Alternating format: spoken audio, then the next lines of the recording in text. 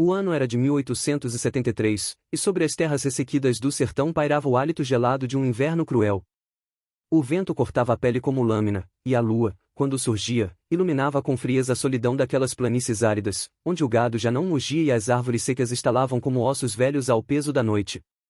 Numa cabana de barro e madeira, isolada em meio à vastidão desolada, vivia Maria, mulher ainda jovem em idade, mas já curvada pela lida e pela dor de tantas privações. Viúva havia 2 anos, sustentava com desvelo os filhos pequenos, João, de 8 invernos, e Rosa, de apenas 5. Ambos, franzinos e de faces pálidas, eram o único alento que restava àquela mãe cansada. As paredes da cabana deixavam passar o frio, e o fogareiro, aceso com dificuldade, ardia com gravetos escassos. Maria se levantava antes da aurora, enroscando o xale fino ao redor do corpo, e saía para buscar água no poço distante, enquanto os filhos ainda dormiam sobre esteiras gastas. Cada passo era pesado, pois a fome apertava o estômago, e a esperança se desfazia como poeira levada pelo vento. O sertão não dera colheita naquele ano. A roça de milho secou antes mesmo da espiga amadurecer, e as galinhas, uma a uma, foram sucumbindo à escassez. Restava apenas uma cabra magra, que mal oferecia leite ralo, suficiente apenas para um gole às crianças. Maria dividia o que sobrava entre João e Rosa, privando-se de alimento para que os pequenos não sucumbissem. João, apesar da idade tenra, mostrava já os traços de bravura. Carregava feixes de lenha, buscava raízes escondidas na terra dura e sempre procurava animar a irmã com histórias inventadas, como se quisesse encobrir a própria miséria com palavras de esperança. Rosa, por sua vez, conservava a pureza dos olhos inocentes, e muitas vezes, em sua fome, perguntava à mãe quando voltariam os tempos de fartura. Maria silenciava, e em sua prece íntima rogava a Deus que a menina jamais perdesse aquela luz de confiança. À noite, quando o silêncio se tornava profundo e o frio penetrava até os ossos, Maria se ajoelhava diante da pequena imagem de Nossa Senhora que guardava em cima de uma prateleira improvisada. Erguia as mãos calejadas e murmurava: Senhor, tende piedade desta pobre viúva e de meus inocentes. Mandai-nos um sinal, ainda que pequeno, de que não fomos esquecidos neste mundo vasto. O narrador, testemunha invisível daquele cenário desolado, observava como a pobreza se agarrava a cada canto da cabana, como sombra que se recusa a partir. Ainda assim, em meio à miséria, via-se o brilho da ternura que unia mãe e filhos. Pois se o corpo padecia, o amor mantinha viva a chama que resistia às trevas. Certa manhã, quando o vento trouxe consigo o cheiro distante da chuva, Maria olhou o horizonte com olhos marejados. Não sabia se aquele presságio seria de mudança ou de nova provação. O sertão, tantas vezes cruel, já lhe tomara o esposo e lhe roubava as forças, mas ela não se rendia. Carregava em si a fé silenciosa de que, de alguma forma, Deus ouviria suas súplicas. E assim se passou aquele inverno da escassez, dias longos, noites gélidas, passos pesados sobre a terra dura. Maria sustentava os filhos como quem carrega nos ombros o destino inteiro de sua linhagem. E embora cada manhã trouxesse mais incertezas que pão, seu coração batia firme, na esperança de que, em meio à vastidão de 1873, um milagre pudesse surgir, como brasa escondida sob a cinza fria. O céu do sertão, já de costume tão vasto e límpido, começara a se cobrir de nuvens densas. O vento soprava forte, levantando redemoinhos de poeira e trazendo no ar o presságio de uma tempestade rara, dessas que surgem de súbito e caem sobre a terra com fúria, como se o próprio céu resolvesse desaguar suas dores sobre o chão rachado. João, que andava mais adiante em busca de lenha, estacou ao ouvir um relincho fraco vindo das margens do rio seco. Curioso, correu até o leito pedregoso e ali se deparou com cena que o fez prender a respiração. Um cavalo baio, esgotado, arfava com as pernas bambas, e sobre ele pendia um homem de porte imponente, tombado quase sem vida, agarrado à sela apenas pelo peso de seu corpo. O chapéu de couro caíra ao chão, revelando o rosto pálido e coberto de suor febril. Mamãe! Gritou João, correndo de volta à cabana com os olhos arregalados. Tem um homem caído no rio. Maria, que peneirava o restinho de farinha para preparar um mingau ralo, ergueu-se assustada. A princípio, o medo gelou-lhe as veias. Quem seria aquele estranho?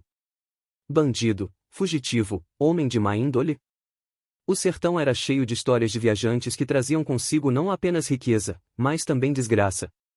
Ainda assim, a compaixão falou mais alto. Ajustou o lenço na cabeça, tomou Rosa pela mão e seguiu com João até o lugar indicado. Quando os olhos de Maria pousaram sobre o vaqueiro desfalecido, seu coração apertou. Ele era grande, de ombros largos, mas estava tão enfraquecido que parecia já se despedir da vida. Santo Deus, murmurou ela. Este homem não passa desta noite se não lhe acudirmos. Rosa, com inocência infantil, aproximou-se do cavalo e acariciou o focinho trêmulo do animal, que baixou a cabeça, exausto. Ele também está sofrendo, mamãe, e disse a menina, com a voz quase em súplica. Maria hesitou por um instante. Trazer um desconhecido para dentro de casa poderia ser sentença de morte. E se fosse criminoso? E se, ao recuperar-se, mostrasse ingratidão e violência? Mas ao olhar para os filhos, tão puros, compreendeu que não poderia ensinar-lhes a negar auxílio a quem agoniza. Ajudem-me a tirá-lo do cavalo, ordenou. A tarefa não foi fácil. O corpo do vaqueiro pesava como saco de pedra. João, apesar de franzino, esforçou-se com toda a coragem que possuía, enquanto Maria sustentava os ombros do homem e Rosa segurava as rédeas do cavalo. Com muito custo, arrastaram-no até a porta da cabana e, finalmente, estenderam-no sobre a esteira de palha ao lado do fogo brando. O silêncio que se seguiu foi quebrado apenas pelo som da respiração fraca do estranho, arfante, como brasa quase apagada. Maria examinou-lhe as vestes, gibão de couro trabalhado, botas finas e cinto com fivela de prata. Não era homem qualquer. O tecido da camisa, embora sujo de sangue e poeira, revelava qualidade que só os de posse podiam pagar. Vejam, murmurou João, admirado, passando os dedos sobre a fivela reluzente. Este homem é rico. Maria franziu o senho. A riqueza podia ser sinal de poder, mas também de perigo. O sertão estava cheio de ladrões que caçavam viajantes abastados. Quem sabe esse homem não fora vítima de tal emboscada? Enquanto pensava, Rosa aproximou-se do rosto do ferido e enxugou-lhe a testa com um pano úmido. Ele está queimando de febre, mamãe, e disse a menina. Maria suspirou fundo, rendida pela piedade. Preparou compressas de ervas, trouxe um pouco de água do pote e tentou fazer com que o homem sorvesse algumas gotas. Ele abriu os lábios, murmurando palavras desconexas, como quem luta contra fantasmas interiores. Nenhum sentido claro se podia extrair, apenas nomes soltos e gemidos de dor. A tempestade desabou lá fora, castigando a cabana com trovões e relâmpagos. Dentro, porém, ardia uma chama de humanidade. Maria, cansada, sabia que arrastara para dentro de sua casa não apenas um corpo ferido, mas também um destino incerto. E enquanto o fogo iluminava os traços do vaqueiro inconsciente, o narrador, em tom grave, deixava pairar a dúvida: seria aquele estranho a perdição ou a salvação da pobre viúva e seus filhos?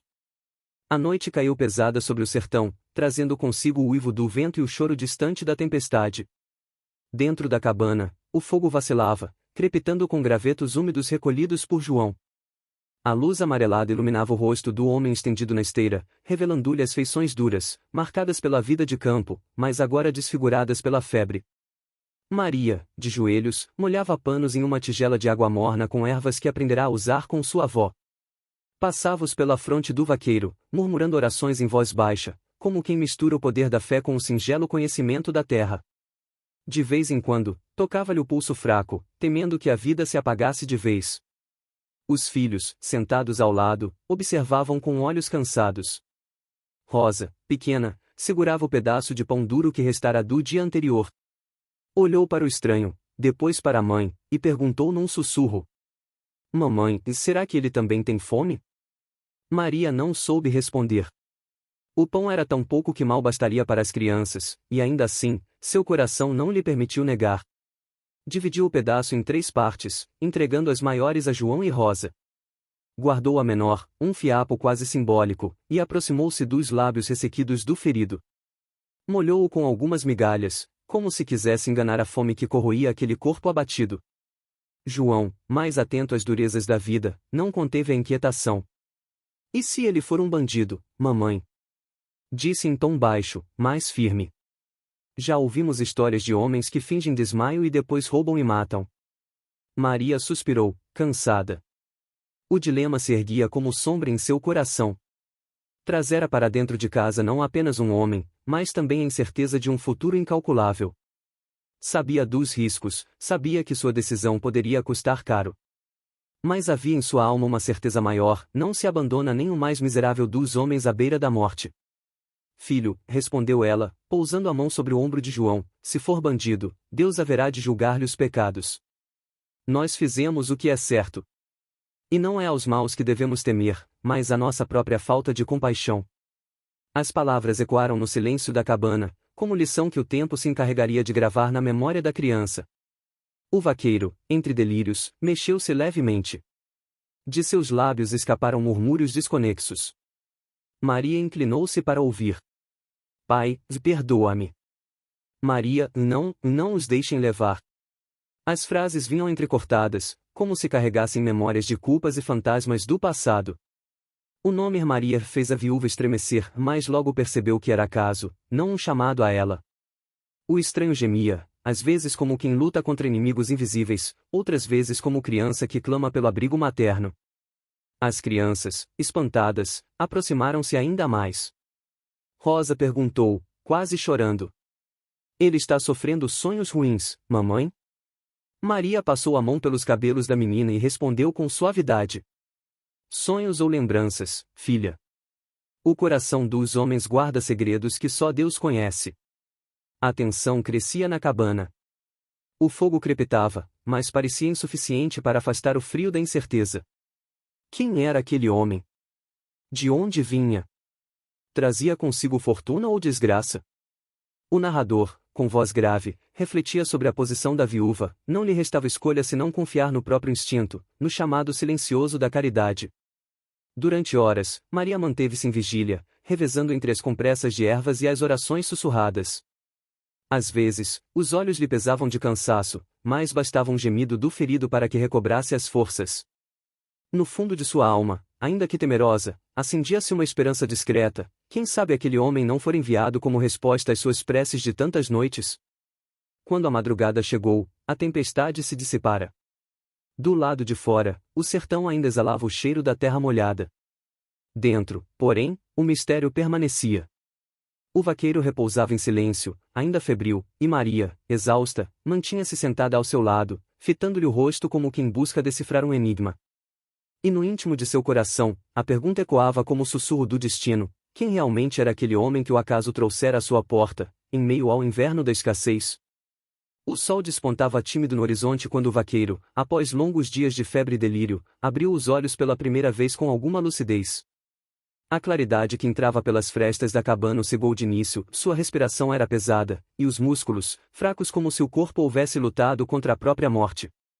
Sentiu, porém, a maciez de um pano úmido sobre a testa e, ao mover o olhar, encontrou a figura de Maria, adormecida ao seu lado, sentada em uma cadeira rústica, com as mãos entrelaçadas no colo.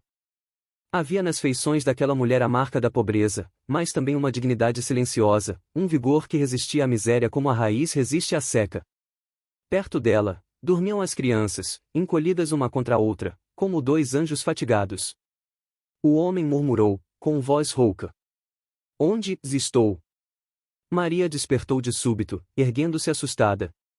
Ao perceber que o estranho voltara a si, os olhos se encheram de lágrimas. Graças a Deus! Exclamou. Pensamos que não resistiria, Senhor. Está em minha casa, e cuidamos de vós o melhor que pudemos. Ele tentou erguer-se, mas a fraqueza o fez tombar de volta à esteira. Com esforço, balbuciou: Sou Antônio. O nome soou familiar. Maria recordava-se de rumores vindos da vila distante: um fazendeiro de posses, dono de vastas terras, havia desaparecido semanas antes, dado como morto após uma emboscada de salteadores. A revelação deixou-a sem fôlego. Antônio, o fazendeiro? Indagou com cautela. Ele assentiu com um leve movimento da cabeça. A voz, embora frágil, carregava peso e verdade. Fui atacado por homens de minha confiança, parentes de sangue que, tomados pela cobiça, armaram-me cilada. Roubaram-me, deixaram-me como cadáver à beira do caminho, e pensei que ali seria o meu fim. Fez-se um silêncio pesado. O vento batia nas frestas da cabana, como se confirmasse a dureza das palavras. Maria olhou para os filhos, ainda adormecidos, e depois para aquele homem, que não era apenas um desconhecido, mas um sobrevivente de traição e ambição. Não posso imaginar tamanha desgraça, disse ela, por fim. Mas agora está a salvo. Enquanto tiver alento em meu peito, cuidarei de vós. Antônio fechou os olhos, vencido pela emoção. Uma lágrima solitária escapou por sua face rude. Não sei o que seria de mim sem vossa bondade. Uma viúva pobre, com tão pouco, ofereceu-me mais do que meus próprios parentes, que me deviam lealdade. Maria sentiu o peso daquelas palavras.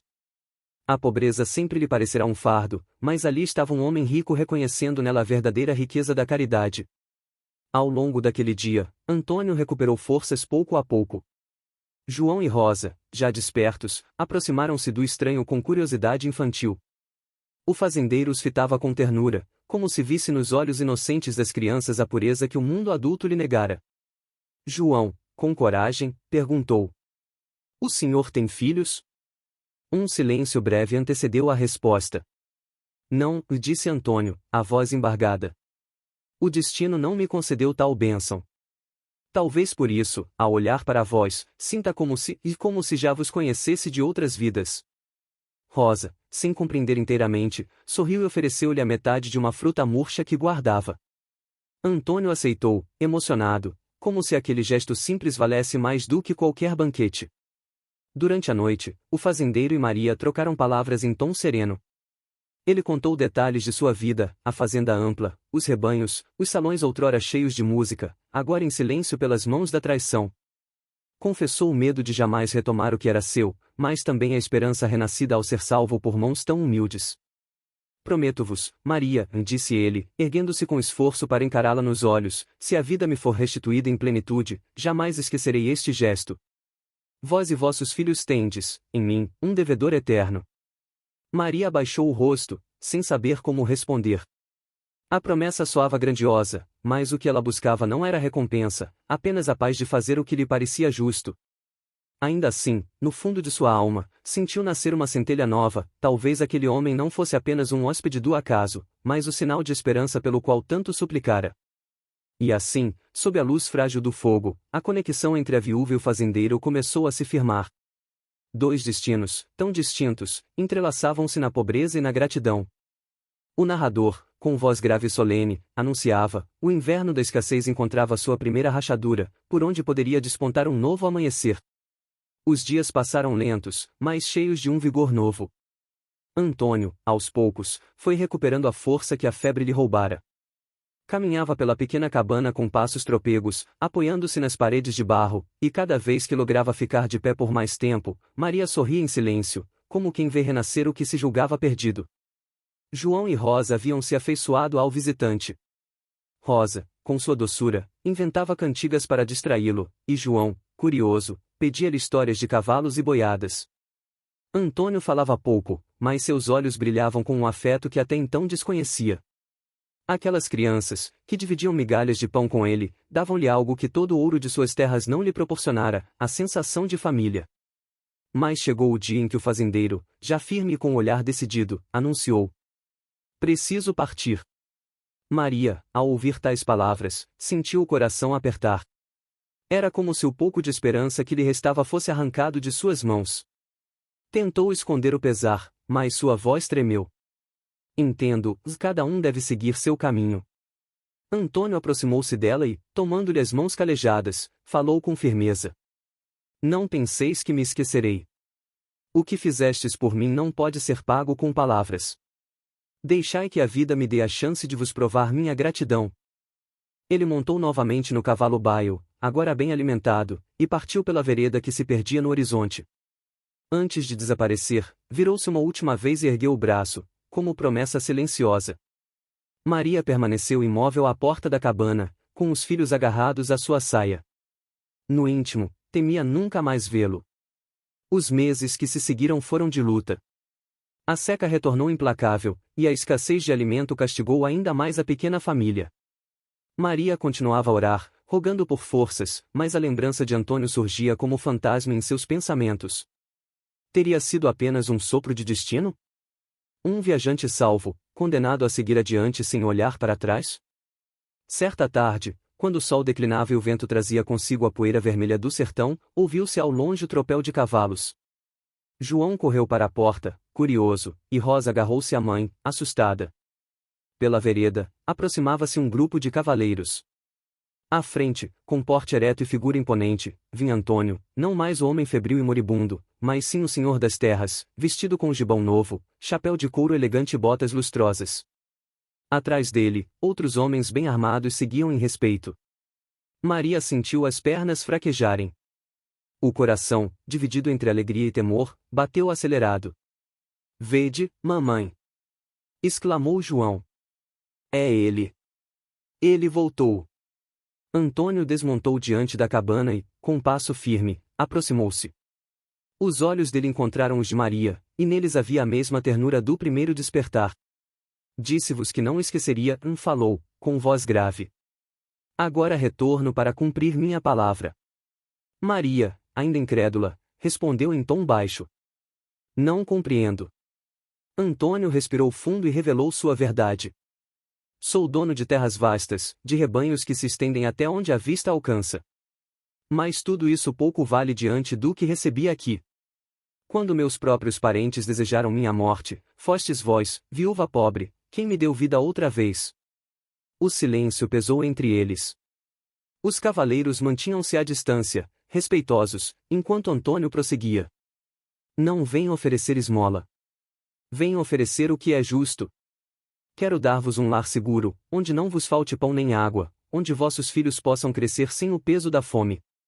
As palavras foram como lâmina no coração de Maria. Por um lado, o desejo de aceitar a chance de vida melhor, por outro, o orgulho e a dignidade que sempre a sustentaram. Baixou o rosto, respondendo com hesitação: "Sou mulher pobre, sim, mas nunca mendiguei. Receber tal dádiva seria como perder o pouco que ainda me resta, minha honra." Antônio aproximou-se mais, a voz carregada de emoção: "Maria, não é caridade. É dívida de vida. Tudo o que possuo seria pó se não fosse por vós e por essas crianças. Não me deveis nada, sou eu quem vos deve tudo." João e Rosa, que ouviam atentos, olharam para a mãe com olhos suplicantes. Rosa, em sua inocência, sussurrou: "Mamãe, não seria bonito viver sem fome?" Maria sentiu as lágrimas brotarem. A luta dentro dela era feroz, aceitar seria render-se, mas recusar seria negar aos filhos um futuro digno. Fitou novamente Antônio, e viu nele não apenas o fazendeiro rico, mas o homem que partilhara seu pão, que falará com ternura às crianças, que reconhecia sua bondade como o tesouro maior. O narrador, com voz grave, descrevia o instante como o clímax de emoção. Duas almas, marcadas pela dor, encontravam-se diante da encruzilhada do destino. Antônio, firme, estendeu-lhe a mão. "Deixai-me honrar a promessa. Não como o senhor, mas como o homem que vos deve a própria vida." Maria, com o coração transbordando de lágrimas e esperança, entreabriu os lábios, sentindo que o peso de anos de miséria talvez estivesse prestes a se dissolver no horizonte de um novo amanhecer. Os dias que se seguiram marcaram a mudança definitiva na vida de Maria e de seus filhos. Sob a proteção de Antônio, a pequena família deixou a cabana pobre de barro e palha e seguiu viagem até a fazenda. O caminho, embora árduo, parecia agora banhado por uma luz nova, como se cada passo afastasse as sombras da miséria e aproximasse os três de um destino mais brando. Quando os portões da fazenda se abriram, João e Rosa ficaram maravilhados. O olhar das crianças, acostumado à aridez da planície, não podia conter a alegria diante dos campos verdejantes, dos rebanhos pastando ao longe das casas bem erguidas que compunham o cenário. Corriam de um lado a outro, como quem descobre um mundo encantado, livres do peso da fome e da tristeza. Maria, ao ver os filhos sorrindo, sentiu o coração transbordar. Ajoelhou-se no terreiro de terra batida, ergueu os olhos ao céu e, com lágrimas que lhe corriam pela face, agradeceu a Deus. "Senhor, vós ouvistes as preces de uma pobre viúva. Não me destes ouro, mas deste-me a certeza de que a bondade não se perde no vento." Antônio, de longe, observava a cena em silêncio. Seu semblante duro de fazendeiro transformará-se em expressão serena, quase paterna. Ele não via em Maria apenas a mulher que lhe salvara a vida, mas a companheira que o destino escolhera para dar novo sentido aos seus dias. Ao contemplar João e Rosa, correndo soltos pelos campos, sentiu uma emoção desconhecida. Era como se, enfim, tivesse encontrado o lar que sempre buscará, não entre riquezas, mas entre almas puras.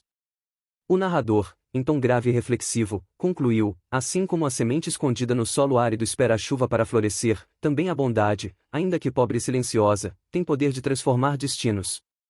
Maria, sem nada possuir além da coragem e do coração, resgatou não apenas um homem ferido, mas a esperança de sua própria família.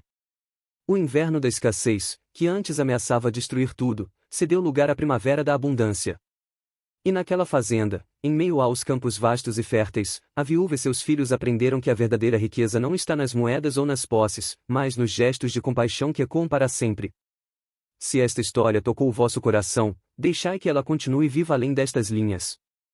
Não vos esqueçais de deixar o vosso apreço com um sinal de simpatia. Comentai vossas impressões, partilhai com outros que também buscam alento nas narrativas de fé e humanidade, e inscrevei-vos para acompanhar novas histórias. Pois é nas pequenas ações, num gesto de bondade, uma palavra de esperança, que se revelam as maiores riquezas da vida. Que a lição desta viúva e de seus filhos permaneça convosco: a compaixão é o tesouro que jamais se perde.